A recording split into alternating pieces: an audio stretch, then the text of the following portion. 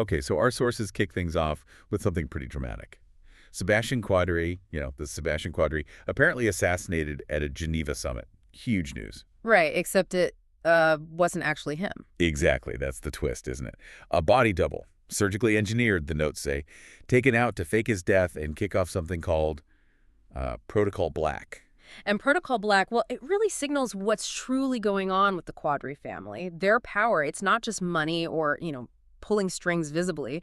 It goes much deeper, down to this hidden system they have called the Codex. The Codex. Yeah. Yeah, the sources describe it almost like a living thing, not just some old book, a failsafe, even an unmaking engine. An unmaking engine, that's the phrase that jumps out, definitely. It implies something way beyond just influence. It sounds, well, almost impossible. An unmaking engine. How does something like that actually work?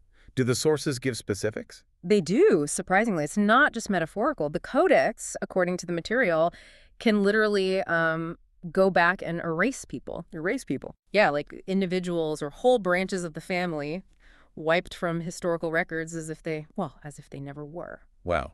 So it's manipulated their past. That's some serious control. Genealogical control, you called it. Precisely. To maintain the purity, the power of the main Quadri line. Okay, right. So for this deep dive, using all this material you've gathered, our mission is really to unpack this. How does this codex actually, control people? What are these shards we keep hearing about? And how is there this internal struggle, people trying to break free? It's a big task. Let's start with that control aspect. How does the codex exert its influence day to day? It sounds pretty pervasive from the notes. It really is. Beyond just changing history, it seems to work on current generations, too. Subtle genetic stuff, even psychological imprints, guiding their choices, who they ally with. So it's pushing them in certain directions. Compelling them, almost. Okay. One document calls it a genetic blueprint for destiny. So yeah, it's not just constraints, it's also compulsions. That's intense. Yeah. And these shards you mentioned, the material makes them sound like more than just simple keys. What are they? Crucial. They're described as ancient artifacts. Each one seems to resonate with a different part of the Codex's power. Like specialized interfaces. Interfaces to do what? Well, some shards let the family use the Codex, manipulate markets, gain advantages, that sort of thing, but others seem to hold the key to disrupting it, maybe like a master override. They connect to specific data streams, maybe even genetic controls within the family. It sounds like this incredibly powerful, inescapable system.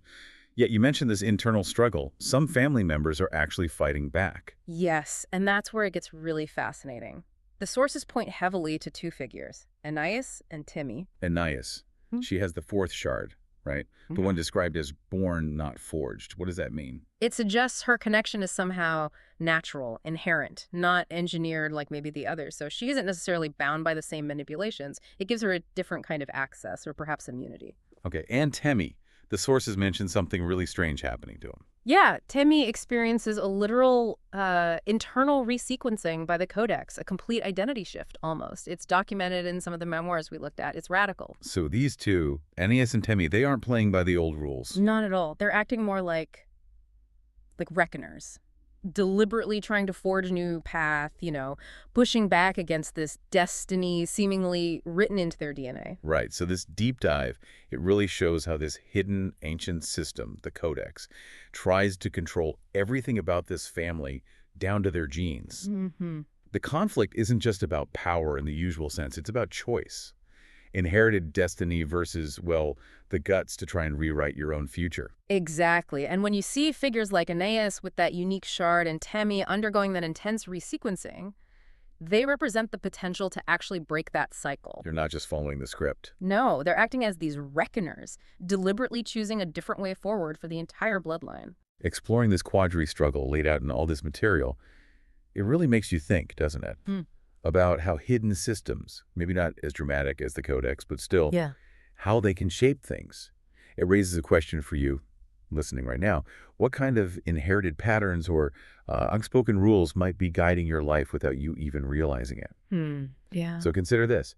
If a whole family story could potentially be rewritten by some ancient force, what parts of your own narrative are you willing to challenge? What kind of legacy do you want to build for yourself?